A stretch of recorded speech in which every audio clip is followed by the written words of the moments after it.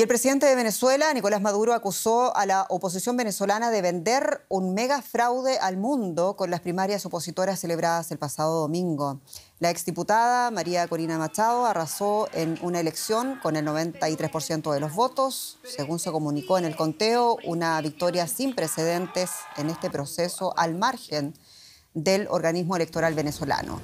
Las primarias se realizaron 5 días después de la firma de un acuerdo en Barbados entre el gobierno y la oposición que fijó las elecciones presidenciales para el segundo semestre de 2024 con observación de la Unión Europea y de otros actores internacionales.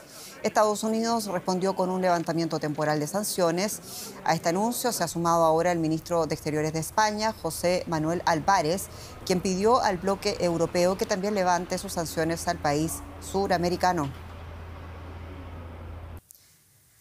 Hay que puntualizar que el gobierno español habla en primer lugar de una revisión de las sanciones a Venezuela. Y hay quien hace años viene pidiendo en el Parlamento Europeo el levantamiento de sanciones a Venezuela y a sus políticos. Me refiero a quien van a ver al eurodiputado del grupo de la Alianza Progresista de Socialistas y Demócratas, así se llama, quien nos recibe ahora mismo en directo desde Bruselas. El señor eurodiputado Javi López, muy bienvenido. Es un placer estar con vosotros.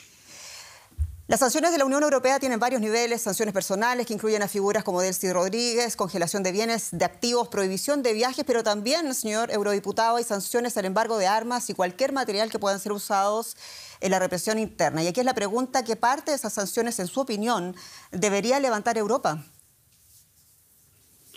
En primer lugar, hay que clarificar por qué estamos teniendo esta conversación. Esta conversación la tenemos sobre las sanciones a Venezuela, porque recientemente en Barbados la oposición y el gobierno de Venezuela han llegado a un acuerdo muy importante para una hoja de ruta democrática para el país, para que se celebren elecciones en el 2024, como estaba previsto, elecciones presidenciales democráticas, inclusivas y con garantías. Y como consecuencia de esa realidad, no solo tenemos una hoja de ruta de carácter democrático, Estados Unidos ha anunciado que retiraba sus sanciones. Todo eso lo sabemos, señor eurodiputado, discúlpeme, todo eso lo sabemos, ya lo hemos dicho, pero la concreta pregunta, ¿qué parte de las sanciones, en su opinión, deben ser levantadas? En primer lugar, las sanciones de carácter personal, personalísimo. Nosotros hacemos especialmente ese tipo de sanciones a personas que estaban vinculadas a la crisis democrática tan profunda que había vivido Venezuela. Esas serían las primeras sanciones que deben de ser discutidas, que además son sanciones que se tienen que renovar cada año. Las sanciones son una medida instrumental para la Unión Europea, no una medida punitiva, una medida instrumental para mejorar la situación en el país. La situación en el país hoy da señales positivas y tenemos que ser capaces de construir este horizonte positivo para generar incentivos positivos a todos los actores, gobierno y oposición, para que caminen a la única solución posible para el país, que son acuerdos entre venezolanos. Estados Unidos, señor diputado, negoció la realización de unas elecciones libres y liberación de prisioneros políticos. ¿Qué pedirá o qué debería pedir, en su opinión, a cambio Europa? Es lo mismo que pide la Unión Europea. La estrategia que ha seguido la Unión Europea también ha estado concertada con Estados Unidos por lo que hace Venezuela.